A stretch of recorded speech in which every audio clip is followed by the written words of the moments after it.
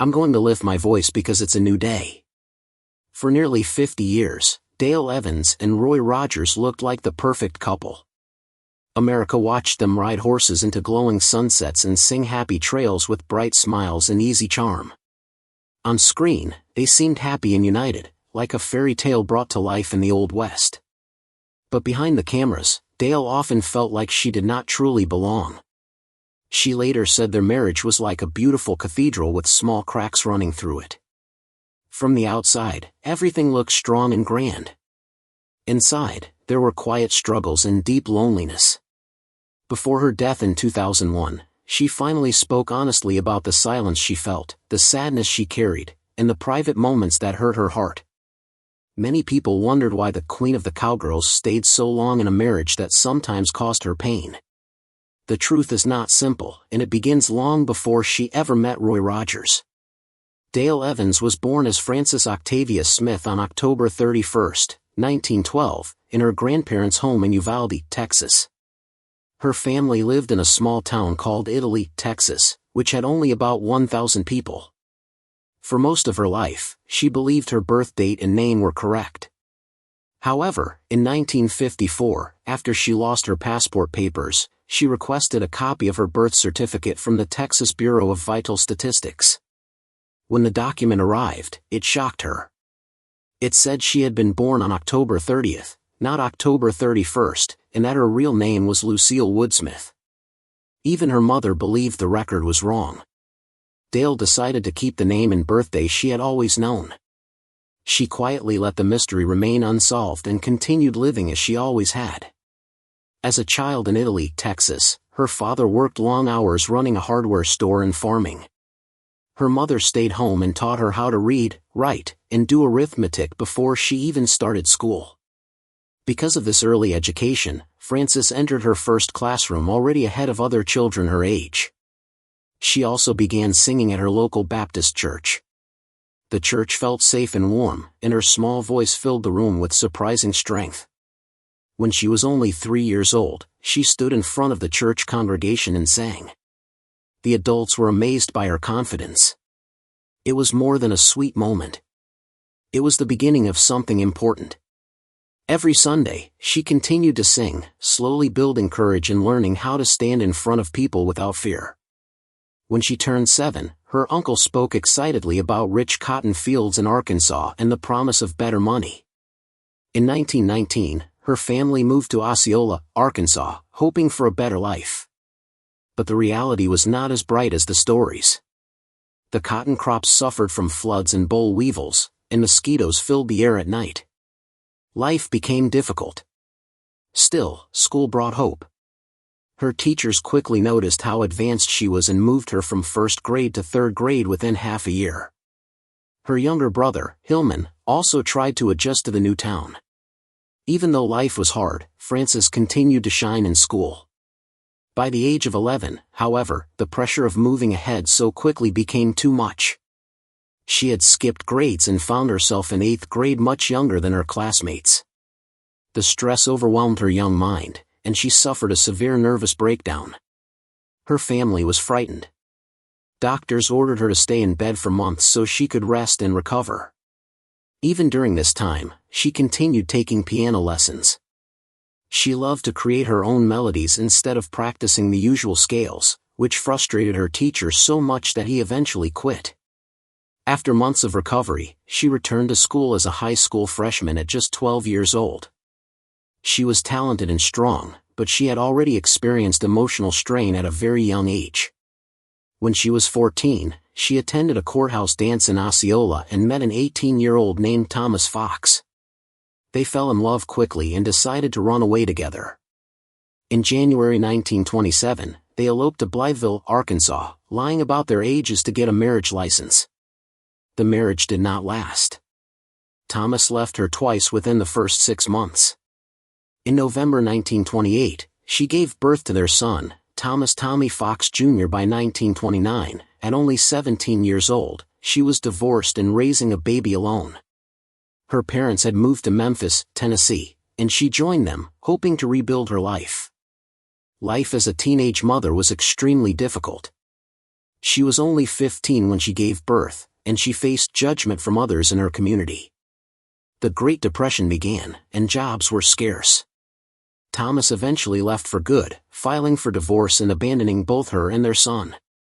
With no high school diploma and very few job skills, she returned to her parents' home in Memphis. She took business courses and found work as a secretary, typing letters and filing papers during the day. Her son Tommy stayed with her parents on a farm near Italy, Texas, because she could not afford to support him in the city. Being separated from her son caused her deep pain, but she felt she had no other choice. One day, while working at an insurance office, she was softly humming to herself as she filed papers. Her boss heard her voice and called her into his office. She was afraid she was about to lose her job. Instead, he surprised her by asking her to sing on the company's radio program. That single moment changed her life. Soon, she began singing regularly on Memphis radio stations WMC and WREC. She performed under names like Frances Fox and Marion Lee. She continued working her day job while singing in the evenings. She was exhausted but determined. She believed that music could give her and her son a better future.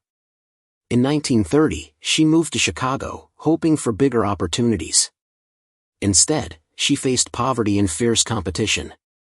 She brought Tommy with her, but they struggled so badly that she became severely malnourished. After recovering from illness, she moved to Louisville, Kentucky, where she found steady work at radio station WHAS. The station manager, Joe Eaton, suggested she change her name to something more memorable. He chose Dale Evans, saying it sounded simple and strong. In May 1935, she became a full-time singer with the station orchestra. For the first time, she felt stable and hopeful. During these years, she experienced more personal changes. She had a second short marriage to August Wayne Johns, which ended quietly. In 1937, she married Robert Dale Butts, a pianist she had known earlier in her career. She adopted his middle name, Dale, as her professional identity. They moved to Chicago, where she toured with the Anson Weeks Orchestra and continued building her reputation. Throughout these years, she told people that Tommy was her younger brother. Studios wanted their female stars to appear young and unmarried. Admitting she was a divorced mother could have ended her career. The lie weighed heavily on her heart.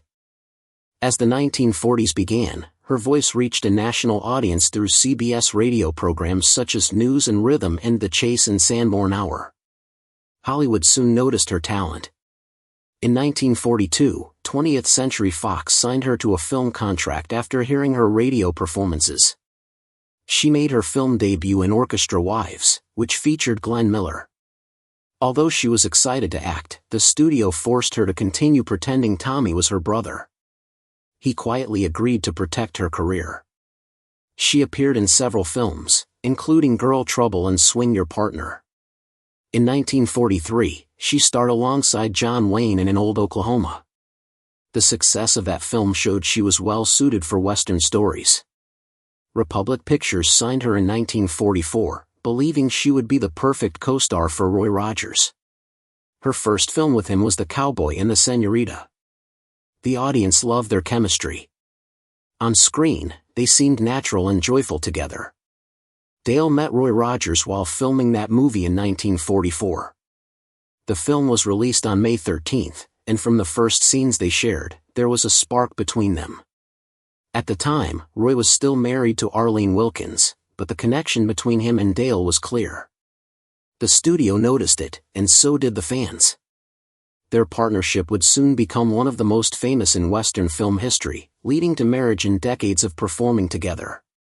Behind the scenes, however, life was not as perfect as it appeared on screen. Dale had worked hard to build her career, protect her son, and survive difficult relationships. She carried emotional scars from poverty, secrecy, and loss. When she eventually married Roy Rogers, she also stepped into a complex family life that included his children and past responsibilities. Over time, she sometimes felt invisible in her own home, as if she were playing a role rather than living freely. She loved Roy deeply, but love did not remove every struggle. For many years, America saw only the smiles, songs, and shining Western costumes.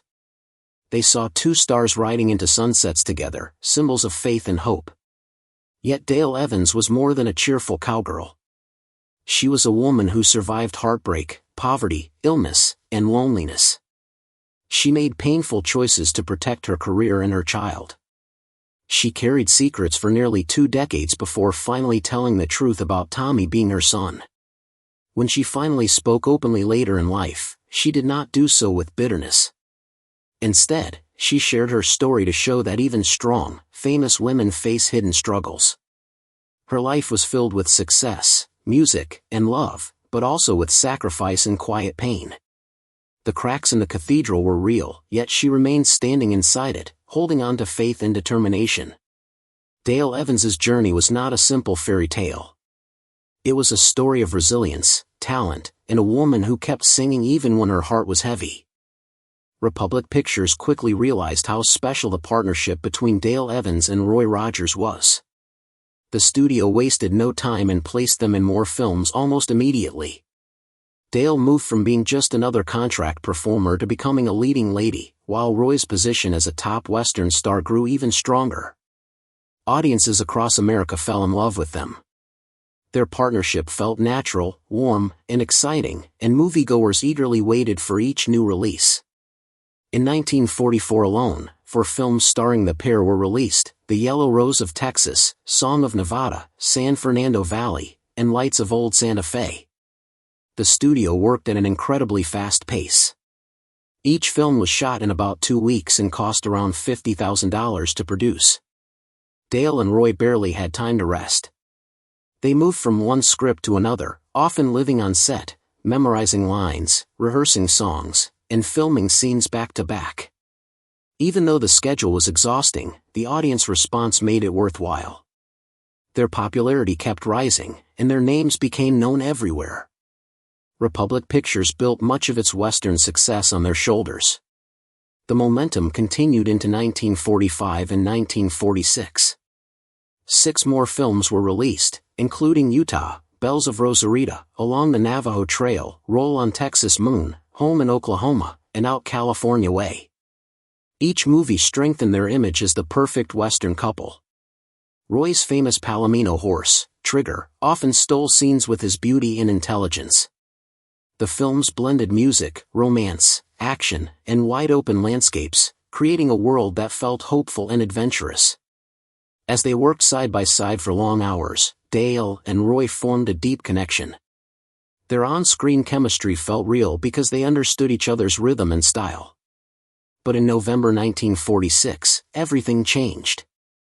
Roy's wife, Arlene Wilkins, died shortly after giving birth to their son, Dusty. Roy was left a widower at 35, raising 3 young children. The loss deeply affected him. Dale, who had known pain and hardship in her own life, offered comfort and understanding.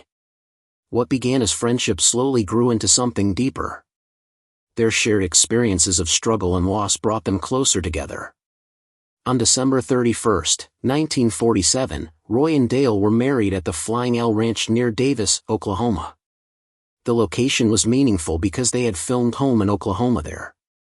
When Dale married Roy, she stepped into a family that included his children Cheryl, Linda Lou, and Dusty.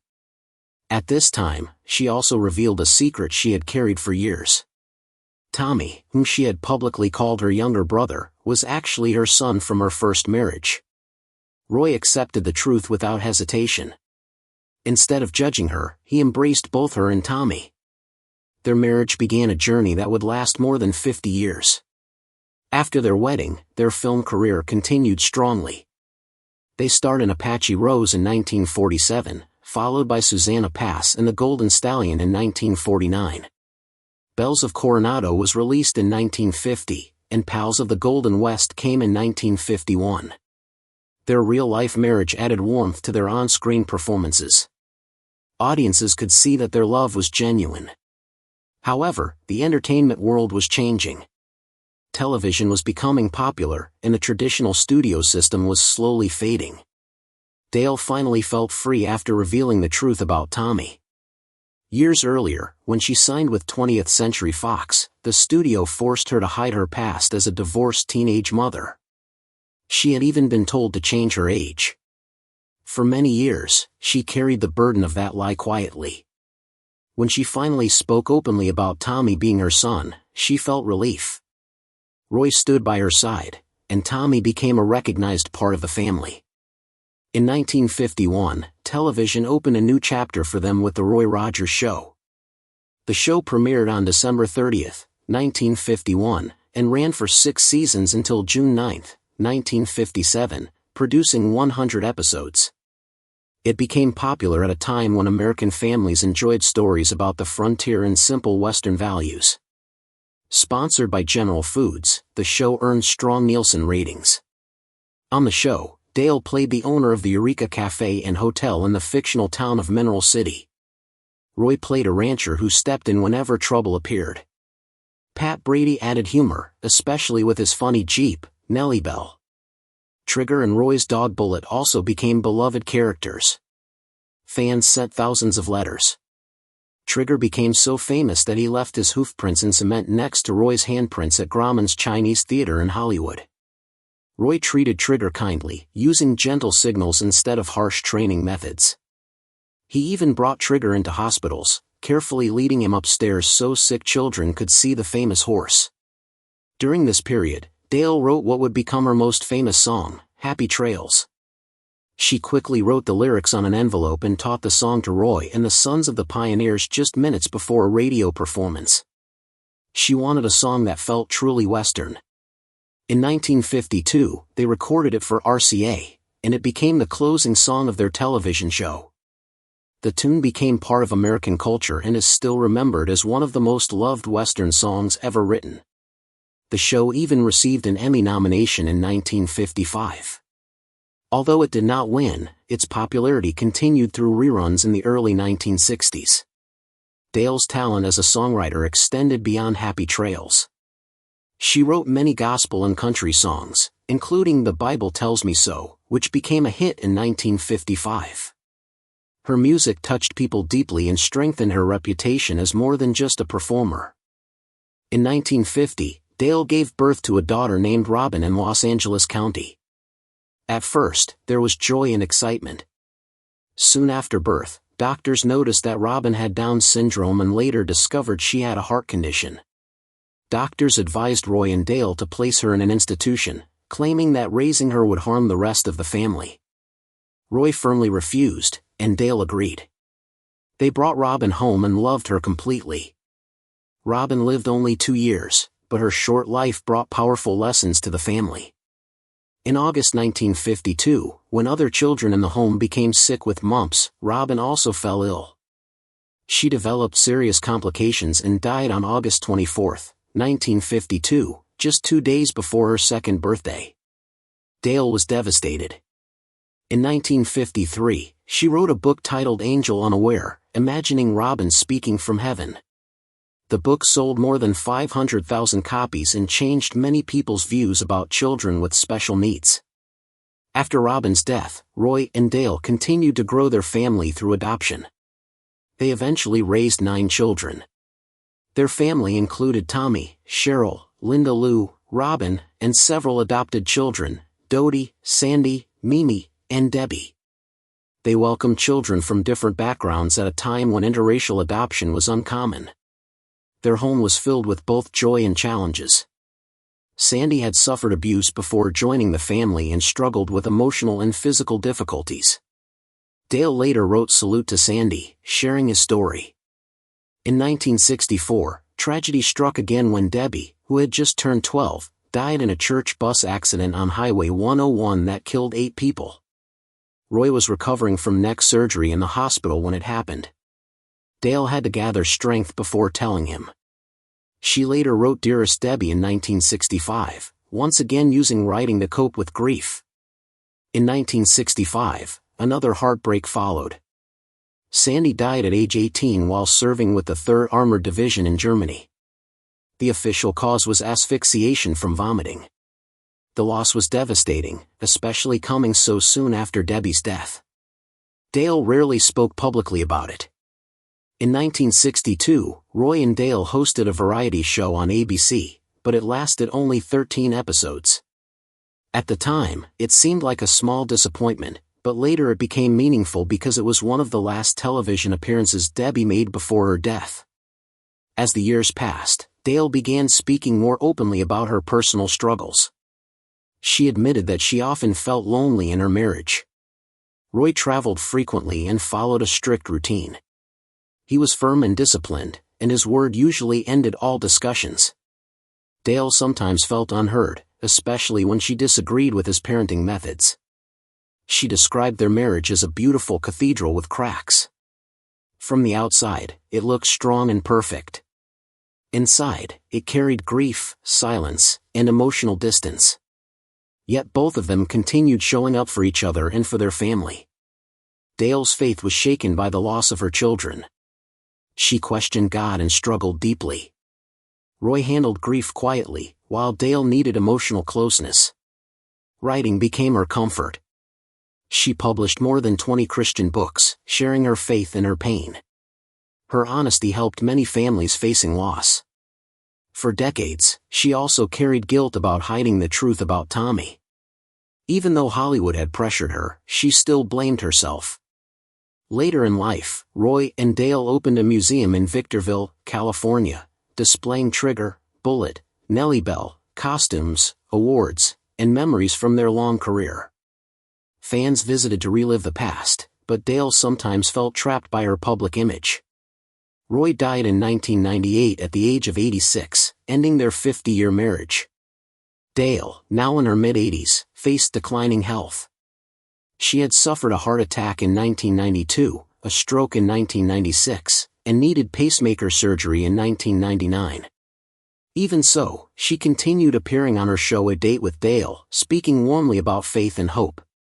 She kept writing books, including Happy Trails and Rainbow on a Hard Trail, sharing her life story and spiritual journey. Dale Evans died on February 7, 2001, at age 88 in her home in Apple Valley, California. Her memorial service was held at the Church of the Valley, and she was buried beside Roy at Sunset Hills Memorial Park. Their gravestones bear their birth names, Lucille Woodsmith and Leonard Franklin Sly. After years of fame and bright lights, their true names rest quietly in stone. Together, they lived extraordinary lives filled with love, sorrow, faith, and courage. Their story continues to touch millions, reminding people that even the brightest stars carry hidden struggles, yet still find ways to ride forward with hope.